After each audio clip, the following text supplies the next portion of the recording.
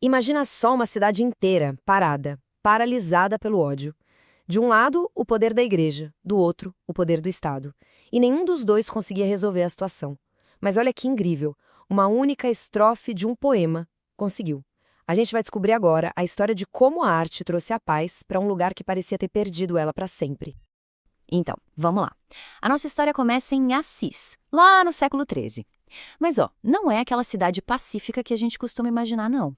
Naquela época, Assis estava completamente travada, sabe? Dividida por uma briga daquelas bem amargas, que simplesmente parou a vida de todo mundo. E no centro dessa paralisia toda, o que a gente tinha? Duas forças batendo de frente. De um lado, o poder da igreja.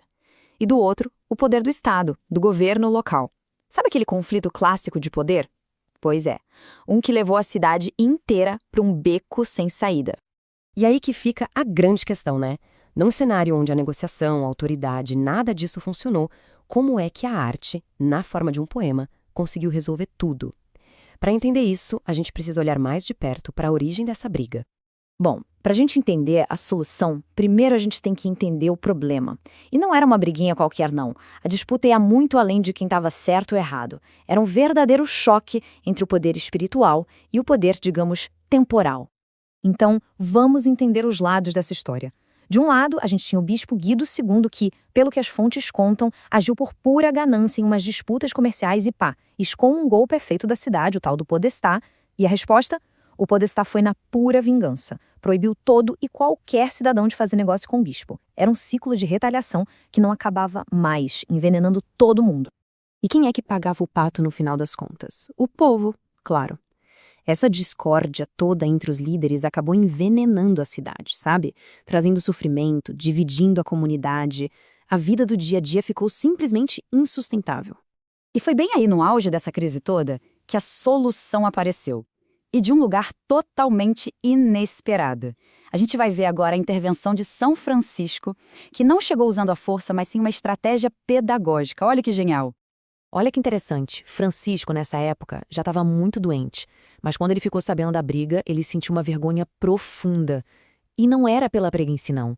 Era pelo fato de que ninguém, absolutamente ninguém, tinha tentado fazer alguma coisa para restaurar a paz. Foi essa vergonha que fez ele agir. E o plano dele foi muito estratégico, não foi nada no impulso. Primeiro, ele analisou a situação. Ele sentiu a vergonha da discórdia. Depois, ele criou a ferramenta perfeita, uma estrofe novinha para o Cântico das Criaturas. E por último, ele pensou em como agir. Enviou os frades dele para cantar essa estrofe bem no meio de todo mundo. E o palco estava montado. Os frades foram direto para a praça pública. E lá estavam o bispo, o podestá, o povo, todo mundo reunido. Imagina só a tensão no ar. E aí, no meio daquele silêncio pesado, hostil, uma nova canção começou a ser ouvida. E a estrofe dizia basicamente isso. Presta atenção na genialidade disso aqui. As palavras não acusam ninguém, não apontam o dedo para ninguém. Pelo contrário, elas mudam o foco totalmente, sabe? Elogiam a nobreza de quem perdoa.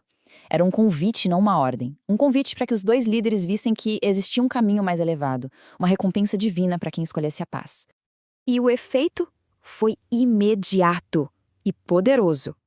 Tocados ali publicamente pela beleza e pela verdade daquelas palavras, o bispo e o podestá se reconciliaram. Ali mesmo, na frente de todo mundo. E a paz finalmente voltou para Assis. Mas o que aconteceu ali? Exatamente, a história é incrível, a gente já viu, mas a lição por trás dela é ainda mais profunda. Agora a gente vai analisar o poder do perdão, que foi a verdadeira chave para abrir a porta da harmonia. Olha só, segundo a filosofia por trás desse poema, perdoar não é só esquecer, apagar uma dívida. É um ato criativo, profundo. É conseguir enxergar a pessoa por trás do erro e, de forma ativa, dar uma nova chance para ela. É reconstruir a relação a partir dali. E isso revela uma verdade muito profunda sobre o perdão. Ele não finge que a raiva, a vontade de vingança, essas coisas ruins, não existem. Pelo contrário, ele encara tudo isso de frente e transforma, ilumina com uma paz que vem de dentro. E o que aconteceu em Assis não foi um caso isolado, um acaso. Foi, na verdade, a manifestação prática de uma filosofia de vida inteira, baseada em 3 pilares: paz, humildade e fraternidade. A paz era a grande busca de Francisco, e isso se refletia em absolutamente tudo que ele fazia. Ele anunciava a paz nas pregações, desejava a paz nas cartas, recomendava aos irmãos que levassem a paz por onde fossem. E por que isso? Porque ele mesmo viveu os horrores da guerra na juventude, contra a Perugia, e ele sabia na pele o valor que a paz tem. Só que para Francisco, a paz e a fraternidade dependiam de um terceiro elemento, que era crucial.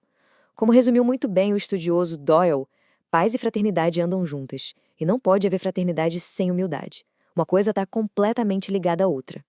E aqui a gente chega no coração da lição. Humildade não é fraqueza. Pelo contrário, é a força que permite que a gente baixe as nossas defesas. É a condição essencial para o diálogo começar, para uma convivência mais humana ser possível. Sem humildade, o que sobra é só orgulho e conflito. Isso tudo deixa a gente com uma pergunta para pensar. A história de Assis mostra o poder de uma abordagem totalmente diferente.